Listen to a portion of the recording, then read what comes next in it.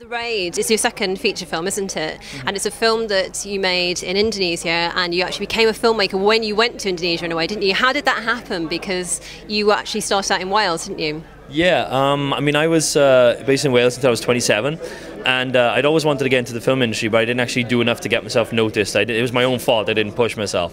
And my wife, who's Indonesian Japanese, she put in a few phone calls with some family and friends back home in Indonesia, and she spoke to like some producers and then got me a directing gig doing a documentary. And that documentary was about Pencak Silat. So going out there and working on that for 6 months, that's the thing that kind of, that was the impulse that led me to find out about this new martial art discipline that I'd never seen before, introduced me to a choreography team, a tradition and a culture that I could draw upon for my first film, Merantau, but more importantly, introduced me to Iko Uwais, the lead actor of Merantau, and now The Raid. So. Tell us a little bit more about this martial art, because it is very different, isn't it? Yeah, Pencak Silat is actually indigenous to Indonesia, and there's over 200 different schools of it in Indonesia alone. Some of them borrow elements from like animal styles, so you have one called like Silat Harimau, which is sort of tiger style, and then they use like a palm for the hit, and then a claw to kind of pull back and bring you back in. So it's pretty aggressive. It's not the prettiest of things to see. But what I love about Silat is that it's got a juxtaposition, and what I mean by that is like the lead up to an attack looks very graceful and beautiful, and then that moment of impact becomes very ugly and very aggressive, and those things are really interesting to me. And we, through Iko Uwais, have found like the perfect guy to kind of to showcase that. He has a very unique approach to sort of like to the movement of it, where he seems to understand how everything looks on camera. And that's a very rare skill for a screen fighter to have then. Have you had to go at Silat yourself? Yeah, I tried. Not anymore, obviously, but I tried for about like 9 to 10 months. This was before the first film. I wanted to learn enough so that I could be able to have a say in some of the choreography, but for the guys who were doing the choreography to know that it came from a place of knowledge, not just me sort of guess working and saying, hey, try this elbow, try this kick, maybe it looks right. So I had to feel like I knew more about Silat. And over the last few years, even if I'm not practicing it, because I spend so much time doing the choreography with the guys, I've learned a lot more about it. I've learned a lot more about the character of it, how it looks and how it moves then. You mentioned Iko just earlier, and he also is, of course, a star of the film, and a brilliant star at that. But he also was doing the choreography as well for some of it, wasn't he? Yeah, Iko, the choreography team basically for The Raid consists of myself, Iko, and Yayan. Yayan's the guy who plays Mad Dog. And so the three of us would get together, and before pre-production even starts, we have 3 months where it's just the three of us inside a room with a bunch of crash mats and a handy cam. And we design every single fight scene from beginning to end. And on top of that, we also do a video storyboard. So we actually decide every single shot and every single edit and map out the fights in real detail then, so we can pretty much tell how it's going to look. And usually that ends up being 95% the same in the final production then. And it's super fast, this film, isn't it? And it's super fast, the action in it. I mean, is that because that's what Silat's like, or is that the kind of style that you wanted to go for in the film? And what were the challenges of shooting that? It's a combination of both, really. I mean, I wanted it to be super fast and aggressive, but then also Silat lends itself to that too. It's forever adapting as a martial art. It's like, it doesn't matter whether you're in a wide open space or like a confined area. There are techniques and disciplines which can help you in those little situations. The difficulty with shooting is one of those things whereby, how can I say, maybe it's a challenge that we kind of set ourselves, because I'm a huge fan of like the Jackie Chan movies from the 80s and the 90s, and one of the things I love about the way he shoots action, the way he edits action, is that you never get this feeling like anything is shot just for coverage sake. You never get a feeling like it's like a wide master shot and then just over shoulders and then find the edit in post-production. Every shot is like a jigsaw piece. So it's a very specific beginning, middle and end of that shot. And it's designed in a way to kind of maximize the view for the audience of what the detail in that choreography is. And so that becomes like a challenge then, because we're always looking for what's that right shot to show off this piece of choreography. Is it still going to work from edit to edit? And yeah, that's like the biggest challenge for us then. Now, obviously, you spent a lot of time kind of putting it together, the choreography, so you had the video shots and everything. But I'm guessing that even with all that preparation, there's still going to be some injuries, aren't there, during the shooting? Tell us about that. Unfortunately, yeah, from time to time we get a few injuries. We try our best to kind of like minimize it. So we always have, we're pretty responsible. We have like an ambulance crew on standby. We have paramedics, martial arts therapists. So we have a bunch of people behind the scenes who are waiting in case something goes wrong.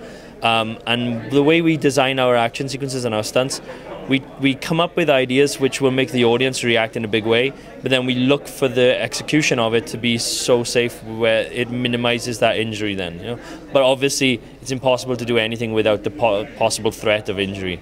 And yeah, we had a couple of ropey moments where some people took a little bit of a spill and a bit of a fall, but thankfully nobody was like seriously hurt by the end. What was the worst thing that happened? The worst, and this is the one I can tend to tell a lot in my Q&As, is that we had one guy who gets flipped over a balcony and then his back snaps in half. Now, that sounds bad in itself, but the way we executed it was there was 3 different shots. So the first one is a big wide shot, and we had crash mats in place. We took the wall out, and then he's on a wire to control the path of his fall. So he flips over, boom, lands in the crash mat. Lock the camera position, put the wall back in, lift him 1 meter up, drop him on his back so that his legs can come on one side, drop him on his bum so his back can come down the other side. So then there's 3 shots get stitched together, make it look like we've really thrown this guy over and he's really snapped his back. Where it went wrong and where it became the injury was that when we did that first shot with the first flip over, the guys who were controlling the wire to make sure his path was correct, they pulled him too hard. So when he leapt over, instead of coming down nicely on an angle, he just went straight across and hit the back of his head into a wall. So then they lost control of the wire and he started to fall, but because of the bump, it knocked him on a trajectory. So he ended up moving away from the crash mats. And so his fall ended up being 5 meters down onto concrete. But yeah, 10 minutes of being unconscious, and then the paramedics came in and checked on him. After that, he woke up and was sort of, you know, okay, let's go again, you know, that kind of thing. That macho thing the stunt guys like to do. But we kind of, you know, we told him, no, you're not doing anything yet. You're going to go to hospital first, and then we check up on you. And then 4 days later, then he came back on set, and he did the stunt. And yeah, and now everyone reacts big when they see that stunt. So there's going to be a sequel, isn't there? Yeah. Can you tell us anything about that? Okay, the sequel we're going to start shooting in January next year. It follows on from the events of the first movie. It's a continuation of Rama's story. We're not going to stick to the same formula. We're not going to make this something which is set in one building this time. We're going to take the story out on the streets and actually expand it more. And so, yeah, we're ramping up the action sequences because we feel like we need to kind of do something bigger and better than the first one. And yeah, other than that, I can't really say too much then because it'd be spoiler heavy otherwise. But yeah, the few remaining people that actually survived the first one, they'll come back in the second one then. Cool. And there's also going to be an English language version, isn't there? Are you involved with that at all, and what do you think about it? Yeah, there's an English language version being made. They haven't started production yet. They're still in development at the moment. I'm on board as an exec producer, and so I'll have some say in some things, but not everything.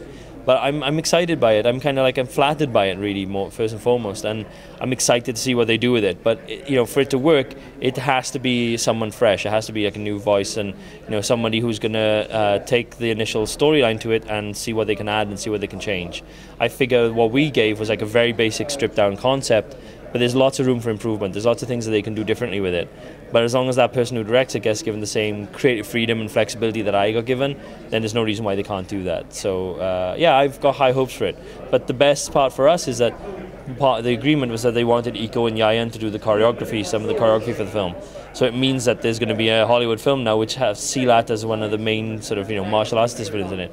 And considering our company exists not just to be a commercial film company, but to also promote Silat, we couldn't be more happy. So yeah, we're really excited. That's fantastic news. And finally, obviously you've got the sequel to do next, but what would you be liking to do? What would you like to be doing in, say, a couple of years' time once that's all done and dusted? I'd love, at some point in my career, I'd love to be able to make a Western. It's like my favorite genre, and if I could do something along the lines of The Wild Bunch, I'd be very, very happy. The Wild Bunch is like a film that me and my dad would watch all the time together. You know, we watched it on like TV, VHS, DVD, Blu-ray, 35mm. Like we've seen it in every format we can possibly watch that film. So to be able to do something that entered that genre would be fantastic. So hopefully a Western sometime down the line. Brilliant. Well, I look forward to that, and very much looking forward to the sequel of The Raid as well. Good luck with it, Gareth. Thank you very much. I appreciate it. Cheers.